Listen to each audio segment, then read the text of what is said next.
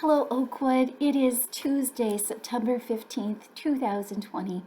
I'm coming to you for the last time this morning for our 100th episode of Sketching with Jennifer. Congratulations! We made it to 100 and we did it successfully for whatever that means. But thank you, thank you, thank you. Thank you for being a part of this journey and believing in your own creativity to tune in once in a while or maybe every day or periodically just to reconnect with the power of creativity within you. Thank you so much. I could not have done this without you.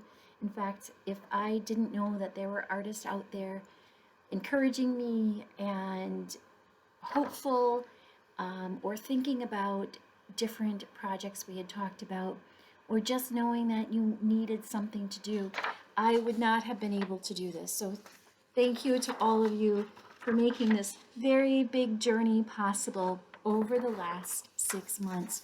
I thank you so much. So today we're going to do a number of things. I'm just going to kind of do a review.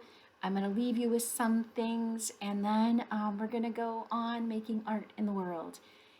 I'm a little saddened that today is day 100, and as I was approaching day 100, as I got to day 80 and 85 and 90, I thought, I don't know if I can do this. I don't know if I can make it to day 100.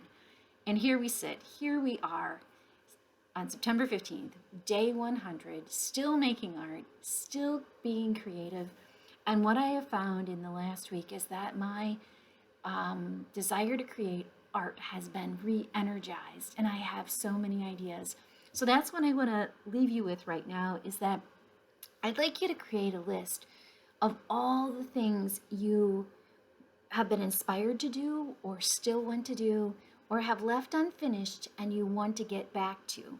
Now, I've got 100 of those projects I've started that I'll never get back to. Some of those projects were even things I presented on days of Sketching with Jennifer, and I'm like, oh, I'll bring this back in 2 days from now, and I never got back to it. And that's okay. So there are lots of projects like that in our lives. But then there are some really significant projects in our lives that we're like, yeah, I really want to pick that back up, or I want to go back in and recreate that, reinvest in it, reimagine it. So what I'd like you to do is I've started here creating a list. I want you to create a list of all of those things, or a list of the things you've discovered about yourself in art making. I was talking to an artist recently, and they said they're recreating how they're doing art. They're challenging themselves to try something different, a whole new vision of art for the way they normally create, and that it is challenging and difficult, but they're sticking with it. So I came up with a list of my things, the things I want to explore, or the things that I have found about myself to be really exciting. So one thing I've found about myself as an artist, and I didn't show you this a lot, is I like to layer things. I love art that has layers to it, not just in concept, but in the physical layering of paper over paper, object over object. So I love layers. I love newspapers. I'm drawn to art that uses newspaper in it. So newspaper clippings, newspaper backgrounds, newspaper overlays, black line drawing, and I've said that recently. I love black line drawing, from Zentangles to simple lines, just a continuous line. I want to do more of that. Charcoal. I love black charcoal, and I never seem to have enough of it on hand. So I want to make sure I have that on hand. I love assemblages, so things that I can build found from old objects. So I love antique shopping and finding little odds and ends to put together. And I'm really drawn to artists who do that as well, creating from the old and making it new again, giving it life. Giving life to those little knickknacks and trinkets that we have that don't seem to have a life anymore. We rebuild them. We give them some new life. We give them that spotlight and focus again. Another thing is maps. Now, maps can be pretty boring, or they can be pretty exciting if you are into maps. So I wanted to share with you that project in just a moment, but maps, using old maps or new maps to create art. And then I want you to create a list of things you've discovered about yourself. And a couple of the things that I discovered about myself is that I'm patient.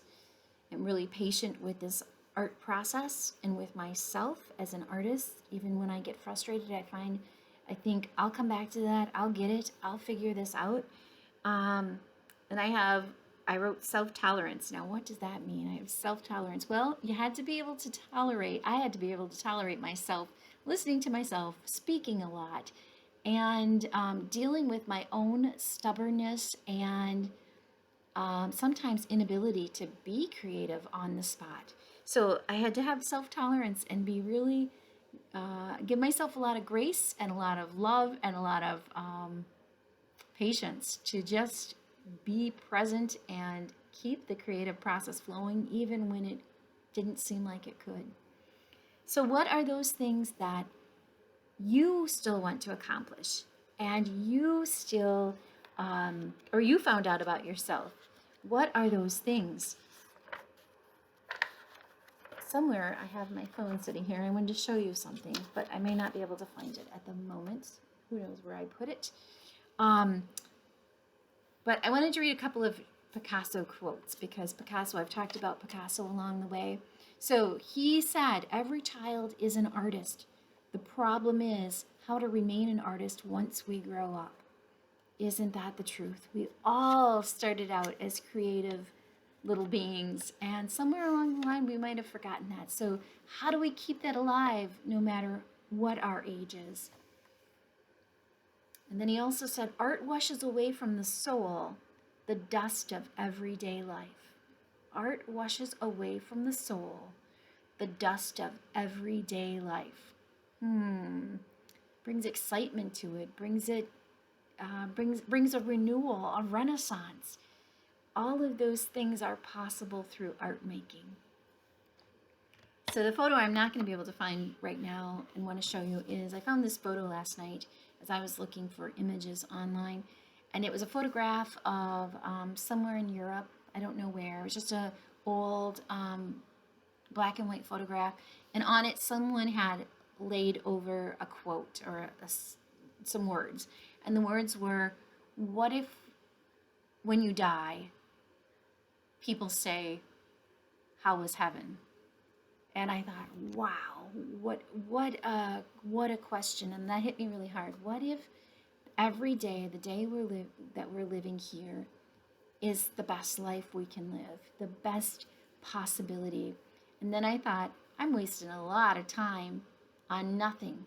And so that really helped me focus in. So what if when you died, the people you meet said, how are things down there on heaven? We've got work to do here. We've got work and possibilities, and so much can happen in our creative lives. So that's my hope for all of you, that you live the best creative life possible, the best life possible. So how will you make that happen? How will we make that happen? Every day. Okay, so a couple of pieces of art I want to show you. I want to talk about failures because I think it's good to work from failures. So I had a big failure this year. I really was excited about working with maps, and I took a bunch of maps to a group here at Oakwood, and it absolutely flopped. No one would work with the maps. They wanted to look at them, work with them, but they thought, why would we cut up a good map? And I had a map in my car of Wisconsin for the last, let's see, I got it when I went to Milwaukee. So when I went to school in Milwaukee, and I graduated in 2001. For 19 years, 20 years, because I'm sure I had it when I first got there. For 20 years, I've been carrying around a map of Milwaukee and a map of Wisconsin. And I always like to have a map because I think we don't use them enough anymore. But I had them in my car, and I was working with a client who I thought would appreciate the Wisconsin map. So gave that client the Wisconsin map, and that client loved that idea of working with the map. But I brought some Michigan maps here, and they just didn't work. So I'm like, I have to rethink this map idea. So I took the map, I took it apart, and I created a new map for myself. And so I don't know where it leads, but it leads to somewhere peaceful in the woods. So that's one idea with maps, because I wanted to think about maps. The other thing, for today, so I would really encourage you. I've got so many things I still want to say. You can tell I'm not really ready to be done with this series because now the ideas are just coming nonstop. Okay, so then I took the full map, one of my Michigan maps, because I went to Michigan last fall and picked up some maps. And I decided I wanted to do a drawing on the map. So I struggled with what drawing to do. And so I decided I wanted to play around with the girl with the pearl earring. And so there she is. She's got her headband on, her veil gown, headband kind of thing. And she doesn't look as young as the girl, the preteen girl in the painting, but I had fun playing around with her. And they say in our lives, every day we learn something new. So today I took a close look at the girl with the pearl earring painting. And what I discovered is that I always thought the earring was a teardrop shape because that's how it appears to me. And when I took a close look, it is a pearl, which you probably know that. It is a pearl in the round, and what we really see is the light reflected. And that's why I always thought it was a teardrop shape, because this whole image is surrounded in black. It's illuminated and it's beautiful. And that's why I'm confused. My eyes are confused when I look at the pearl earring because there's so much black around it that I was losing the shape of the pearl earring. But when I take a really close look, when I get right up to that image, I then see that it really is a full pearl. It's in shadow, and it's the light reflected where we see the true pearl color. So working on a map. And that was a lot of fun to just play around with that idea.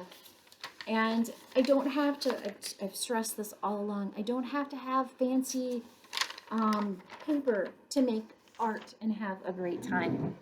Okay, the other thing we were going to do today is Flat Stanley. I drew a couple, a while ago, 2 weeks ago, I guess. Flat Stanley, I made a Flat Stanley, I made a journal, I sent him off in the world of Oakwood, and he never came back. Flat Stanley never came back. He must be having such wonderful adventures out there that he's just not coming back. Maybe you'll see him. Maybe he'll stop by your door. And maybe I'll see him again. Maybe not. That's kind of the nature of art. We don't know how it will touch our lives or return to us. The other thing is a week in the life of me. So if you followed along last week, you saw me do Monday, Tuesday, Wednesday, Thursday, Friday. And then yesterday, so Monday, yesterday, the 14th, the sun was out and huge, and I was out on the Tabor patio, and residents were singing. They started their own chorus yesterday. Show Me the Way to Go Home was being sung, and I've been working on the railroad, and I painted in the sun while people sang. And then today, our 100th day, here I am. I'm smiling. There are balloons and confetti going off, but I'm really sad to be signing off for the last time for now. I will not be sad and miss this time of quarantine, but I am sad that I won't be able to reach you every day in the same kind of way. So, a couple of things really quick, because I'm taking up a lot of your time this morning.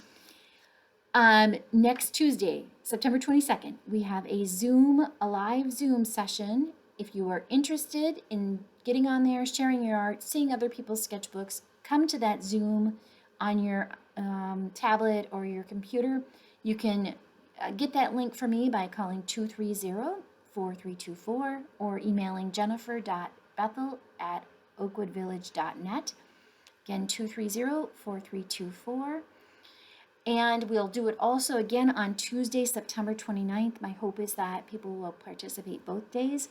And then we're starting an art club in October. So we will be meeting for art club on Wednesday, October 7th at 2 in the afternoon. No, I'm sorry, 3 in the afternoon. We're going to do a 3 to 4 on Wednesday, October 7th. I hope to see you there. Thank you so much. Congratulations on all your art making, and I will see you soon. Happy art making.